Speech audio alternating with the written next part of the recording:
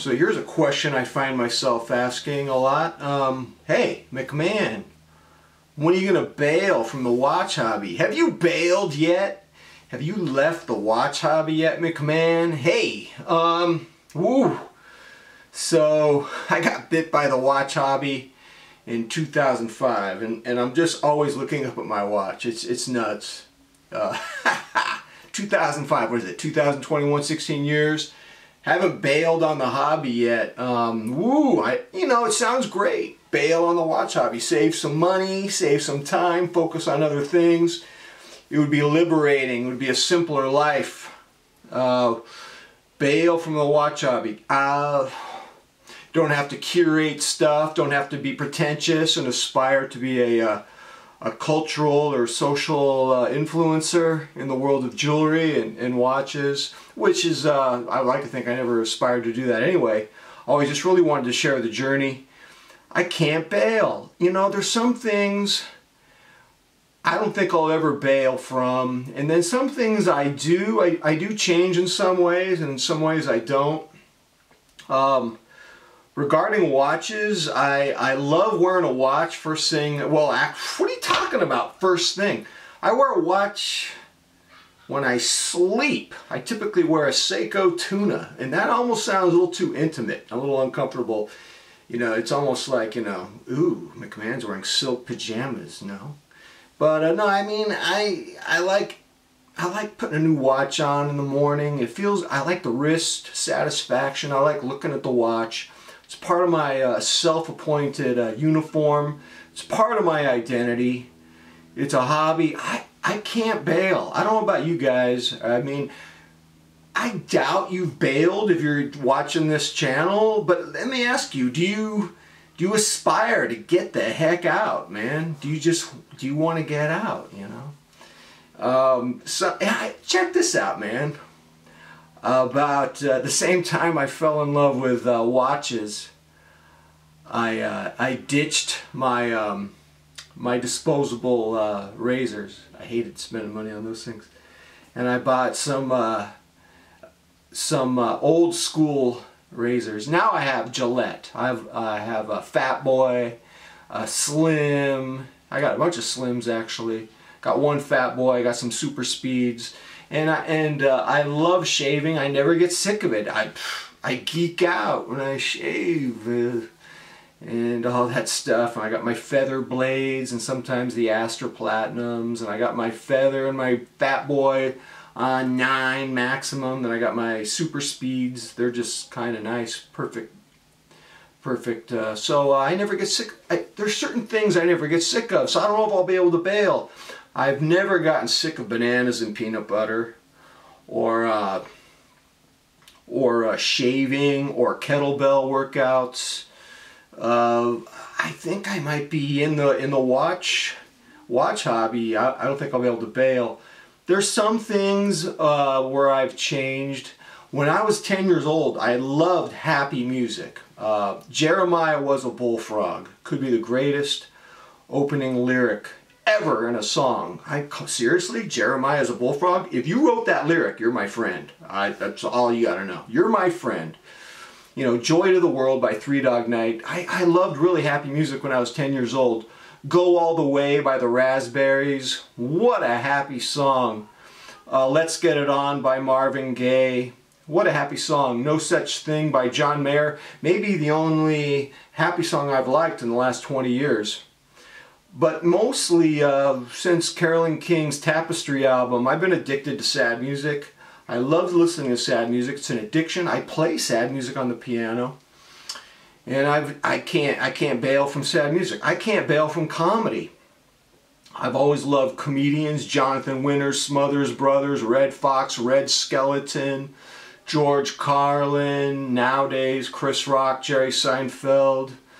One of the greatest ever, Rodney Dangerfield. I can't, once I get into something, it's rare that I'll bail. I mean, I love pecan pie. I haven't had it in 10 years because I'm kind of scared of it. It's one of those desserts where, ooh, I'm scared of you. I don't know. Like, if I eat you, I'll lose everything. It's like I don't know. It's like the Angelina Jolie of desserts. I don't know. I don't know. So I can't bail from the watch thing. So I got to give some watch news. I took a huge risk. I sold a Seiko SBDC125, a gorgeous watch, a gorgeous, I think it's called the Cyan Blue. And the only good thing is I sold it on Random Rob's channel. And the reason why I'm glad I sold it on his channel is because he sells watches to people who are in the watch community, opposed to some rando. I don't know. I don't feel good about selling it to some rando. And so the person who bought my watch, I'm 99% sure I know him. And he's a good guy. He's from Florida. And pretty sure it's him. And I'm glad he got it. And so I had to make room because in the next few days I'm getting a new blue watch. And it's the blue version of this. You know, this is the SBDC125. It's the SBD127. And I'm really OCD about competing watches. And so it's going to be a huge thing, you know, because in my little drama watch world, a hobby I can't bail from, my instincts told me the 127 was just, the style is more aggressive on this. I like because, you know, I had this and the SBDC065. I was looking at them, the cases, I was comparing them. I like this case. I like this case. The blue on that 065 is, oh my Lord have mercy, it's really nice. But it was almost too pretty with that sedate case design. I wanted some, this is more aggressive, all right? So now I'm going to be getting a more aggressive style case. Oh, are you aggressive, McMahon? Come on, you're not aggressive. You're just the guy listening to the sad music. Carolyn King Tapestry, what are you talking about? Shh. So, I don't know. I'm pretty confident that when I get the 127, which will be the complement to this, I'm pretty sure I'm going to be okay. I'm pretty sure I'm going to be okay. So that's about it. What can I tell you, man? I got a vaccine at Cal State LA. I got my first vaccine. My wife got hers the day before. She got Moderna. I got Pfizer. The next day I was a little tired and I took a few naps. And so, other than that, nothing else is going on. I've been doing some kettlebell workouts. The cross line where your elbows are pinned, press with a kettlebell, couldn't do it. It was putting too much pressure on the rotator cuff, so now it's healed, thank God. Sometimes rotator cuff pain can go on for months. So I got lucky, ladies and gentlemen. And the watch hobby, I can't bail from it. As you know, I have the blue version of this coming from Noman Watches. They said it was going to be here Monday night, so I hope to talk about it on Tuesday. The big question will be, did I make the right move selling the 065 to get it? I'm pretty confident I did. I mean, I could have just kept them both and then, but I get, it's a neurosis, man. You don't want to hear about it. Long story. I'm not going to bore you with my neurotic placements of purchasing sequences and so on. Last decision I got to make, it's kind of a ramble, McMahon. Well, you know, I haven't made a video in a while, so I have a lot to say. So I have a lease on a 2018 Honda Accord Sport. It's a dream car. It only has 5,000 miles on it because of the pandemic. It's just been sitting in the garage. I've been making payments on it. I got to make a huge decision. Am I going to buy it? You know, the residual is only $18K. Or am I going to lease something else? And it's kind of weird because the technology in cars is changing. Everything's going hybrid electric. Do I want to get stuck with a combustion engine? Because, you know, once I buy the thing, I'm going to want to keep it for 7 years or so. I tend to keep cars for a decade. It's my rule. I don't know, it's how I was raised. I'm old school, man. My father was born on a farm in Michigan. What do you want, man? He was an infantryman in the Army.